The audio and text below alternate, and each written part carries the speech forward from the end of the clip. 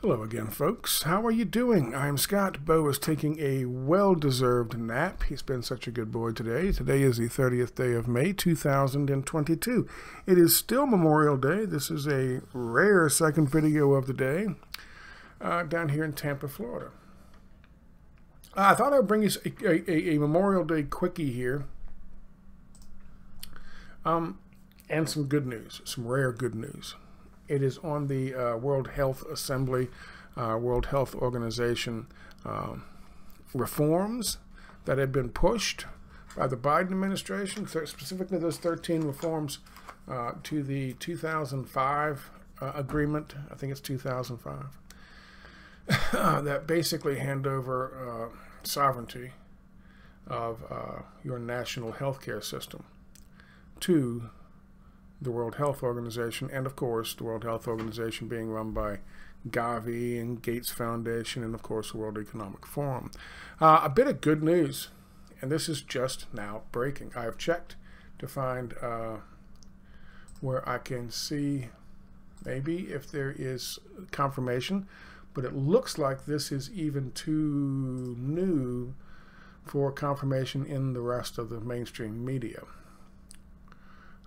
These are the earliest or the latest things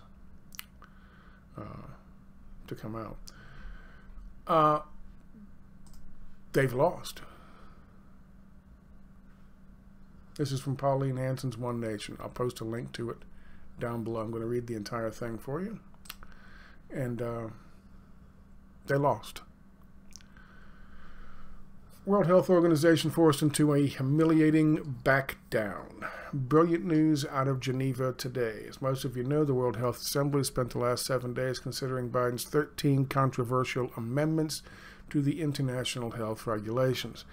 Official delegates from wealthy, developed nations like Australia, the UK, and the US spoke in strong support of the amendments and urged other states to join them in signing away their country's sovereignty.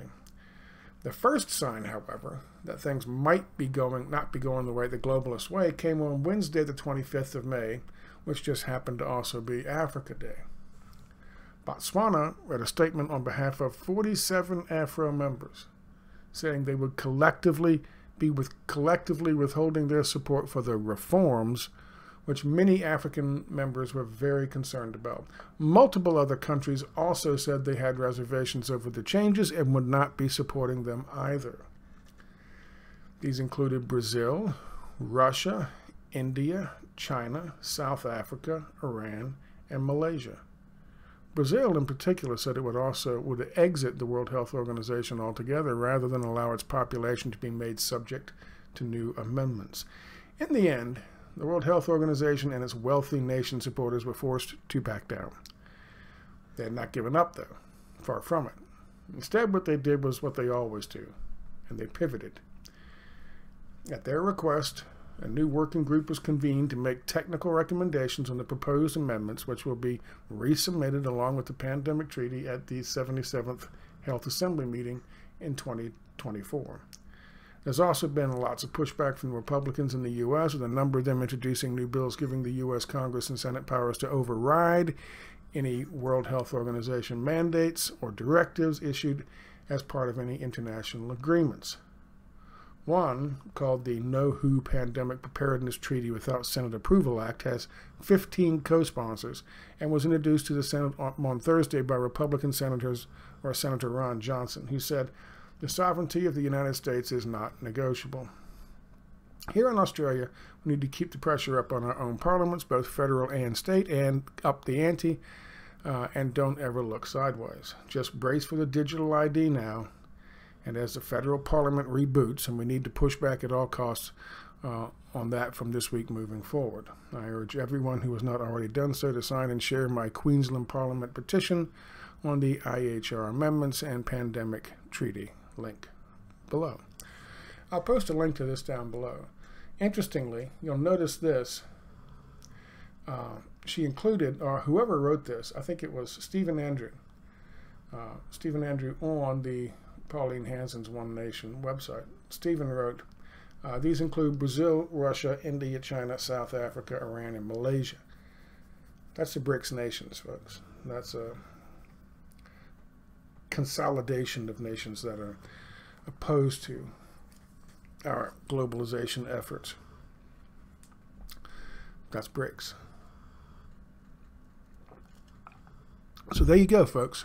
Some good news. 47 nations in Africa? Are you serious? That's like almost all of them, isn't it? 47 Afro members. That's a lot. I guess they don't trust Bill Gates and Gavi anymore, huh? Gee, I wonder why. Anyway, like I said, this is from Pauline Hanson's One Nation. It is dated today. It is very early in this process. And I don't see anything to confirm it with as of the moment. There might be someplace, but I don't see it as of now. I'll keep you guys informed. I thought you would like to know that. It is some good news for once. Now, of course, it wasn't going to go into effect until 2024 anyway, and that will just give them 2 years to run around and try to pay people off, but they're never going to be able to pay off Russia, China, India, Brazil, and South Africa, and Iran. They might get to Malaysia, but I doubt it. And they might get to a few of those 47 Afro members, but I doubt that as well. Anyway, some good news for you on Memorial Day 2022. The World Health Organization has been forced to back down. They have lost for now. Take care.